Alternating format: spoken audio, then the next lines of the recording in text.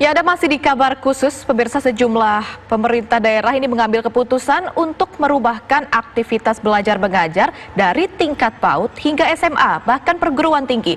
Langkah tersebut diambil untuk meminimalkan potensi penyebaran virus corona.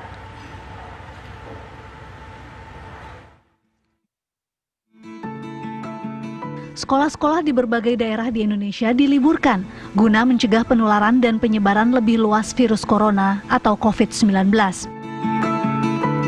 Meski tidak datang ke sekolah hingga akhir Mei nanti, para siswa tetap dapat belajar secara daring atau online di rumah masing-masing.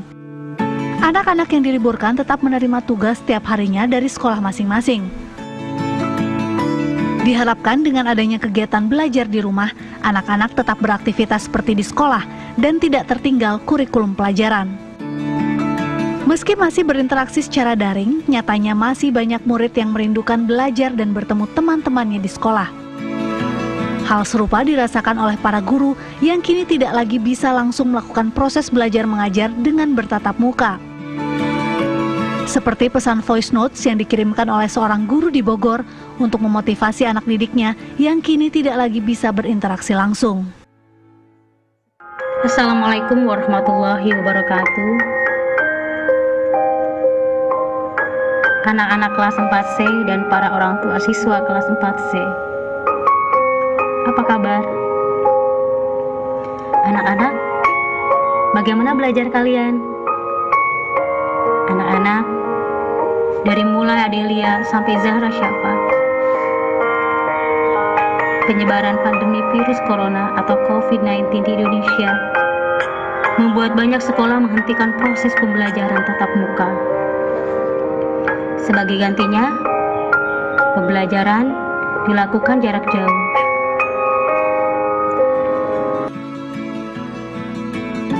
Dunia pendidikan berharap pandemi COVID-19 segera berakhir, sehingga proses belajar dapat kembali berjalan normal. Dari Jakarta, tim TV One mengabarkan.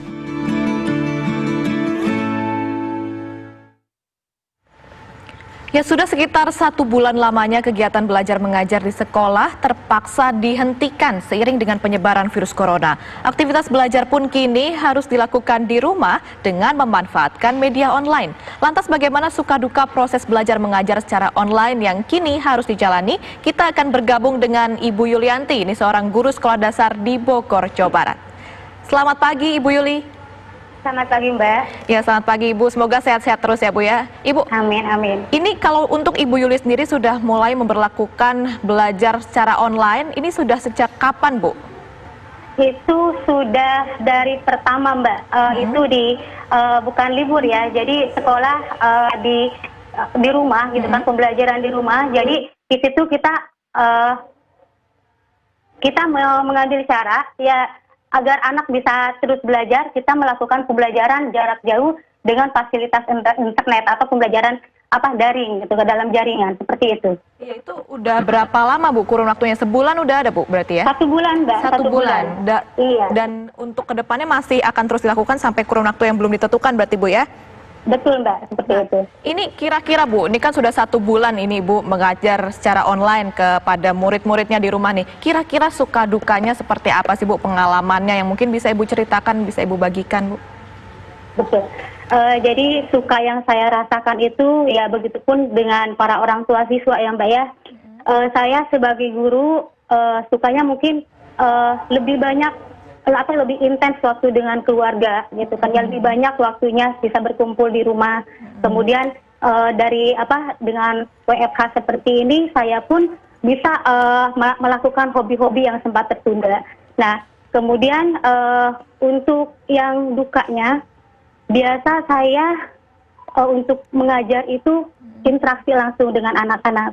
Saya bisa melihat anak-anak langsung, bagaimana mereka belajar, perkembangannya. Gitu kan, saya mengantarkan mereka dari mulai tahun ajaran baru yang tiba-tiba sekarang di-cut dengan adanya pandemi corona ini. Nah, jadi dukanya ya saya mengajarkan dari seperti ini, tidak semua kondisi sama Mbak. Jadi di orang tua siswa sendiri itu kan ya misalnya 90% mereka memiliki fasilitas yang dibutuhkan, tetapi ada juga misalnya yang tidak bisa memiliki fasilitas tersebut. Jadi saya merasa mengajar harus sama gitu. Jadi kalau misalnya yang 90% itu saya memberikan pembelajaran daring melalui media, pembelajaran melalui internet gitu kan ya, melalui platform-platform education gitu kan ya, dan aplikasi-aplikasi sosial media. Nah ini bagi yang tidak bisa, otomatis saya pun tetap memberikan, tapi mungkin tidak seperti yang bisa dalam jaringan tersebut. Misalnya Google Classroom, saya di situ tugas, kemudian penilaian di sana. Nah untuk yang tidak bisa saya berikan secara langsung, secara personal, seperti itu Mbak. Iya. Gitu. Nah, Ibu, lantas seperti apa kira-kira kendalanya dalam melakukan pembelajaran secara online ini Bu? Ini kan biasanya langsung tatap muka, langsung ngajar di depan anak-anak di dalam kelas. Nah ini harus menggunakan platform-platform seperti itu. Nah kira-kira kendalanya Bu? Apa aja kendalanya? Iya, kendalanya yang Mbak ya, pastinya pembelajaran daring ini harus disertai atau ditunjang dengan fasilitas yang mendukung Mbak. Itu bukan hanya sekedar perangkat, internet itu, kuota juga, kemudian kan juga jaringan juga Mbak gitu.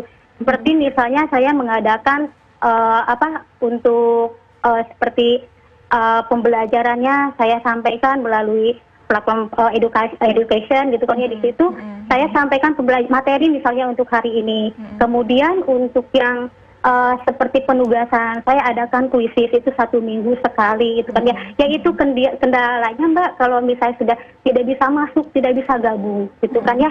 Nah itu ya pastinya Mbak, kalau misalnya untuk fasilitas gitu kan ya, sekalinya tadi saya sudah sampaikan juga, itu kan tidak semua orang tua siswa mempunyai sama ya Mbak ya, fasilitas yang sama gitu. Nah di situ saya sebagai guru ya harus bisa memperlakukan juga, kalau misalnya anak itu harus sama mendapatkan materi yang saya berikan, seperti itu. Nah, supaya mungkin Ibu bisa memastikan ini semua anak didik Ibu mendapatkan ilmu yang sama, meskipun mungkin ada kesulitan dari orang tua murid, ini seperti apa? Nah, ada juga mungkin yang bikin saya penasaran adalah untuk semua guru-guru yang di sekolah Ibu nih, apakah mendapatkan fasilitas serupa juga untuk dapat membuka kelas ataupun pembelajaran online, memfasilitasi anak-anak didiknya yang ada di rumah gitu Bu?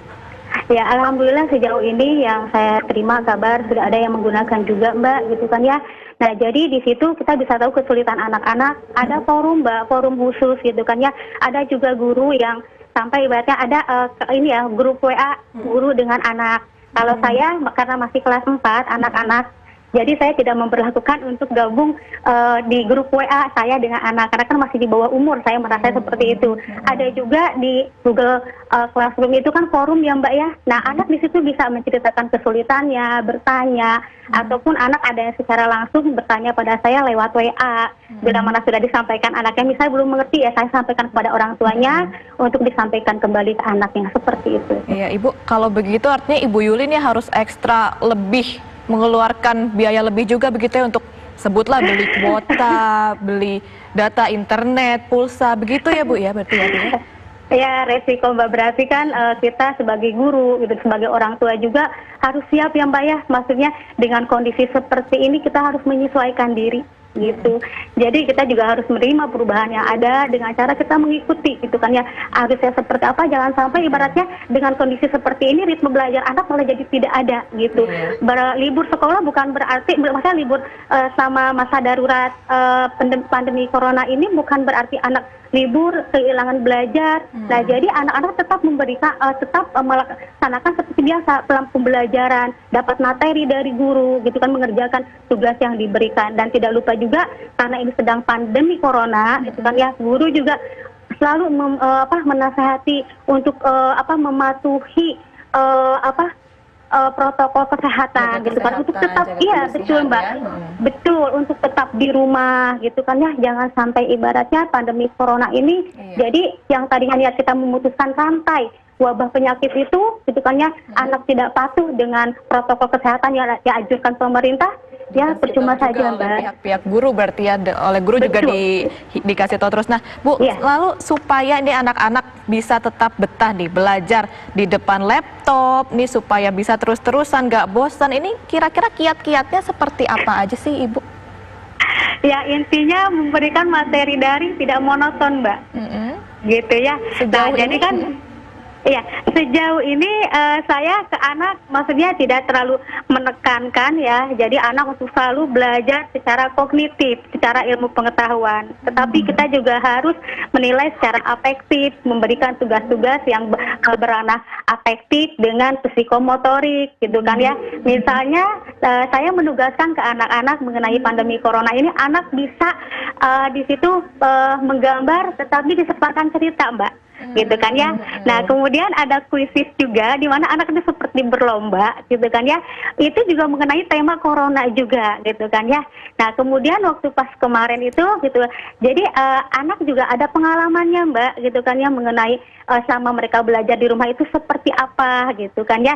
Jadi tidak hanya selalu mengisi tugas dari guru gitu kan ya. Jadi mengerja atau mencari sumber jawaban untuk tugas-tugas yang diberikan. Jadi juga anak bisa melakukan produk-produk gitu kan. Saya pun sebagai guru sudah memberikan ke mereka seperti pembelajaran bisa disampaikan juga melalui Zoom. Kemudian sudah ada ya di situ untuk pengumpulan tugas, materi sudah diberikan seperti yang tadi saya sudah sebutkan di Google Classroom juga. Untuk penilaian yang seperti kuisis itu anak sangat merasa senang, Mbak, dengan adanya pembelajaran-pembelajaran seperti itu.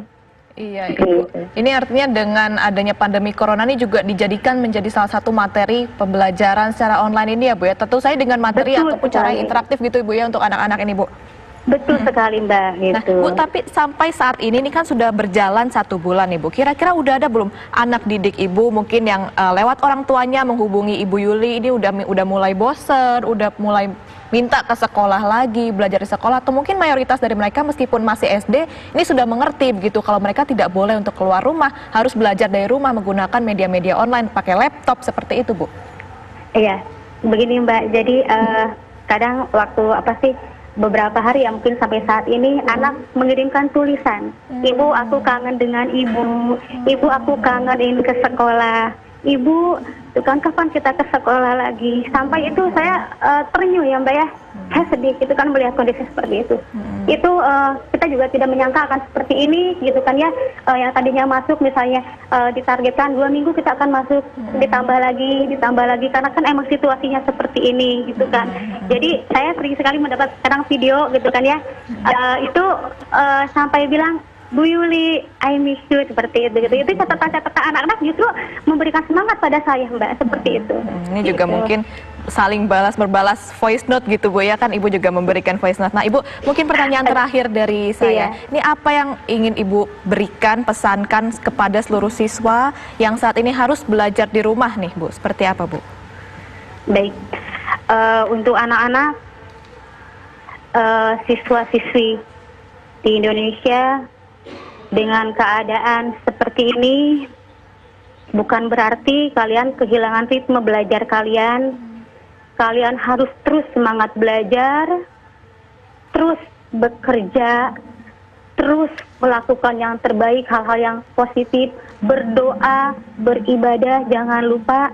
Jadi apa yang bisa kalian lakukan, gitu kan ya, bisa kalian lakukan di sekolah dari rumah ini. Jadi kalian jangan sampai menganggap kalian sekolah di rumah itu bukan berarti kalian bisa berleha-leha, tidak seperti itu. Tetapi inilah waktunya kalian bisa belajar mandiri, seperti itu, Mbak.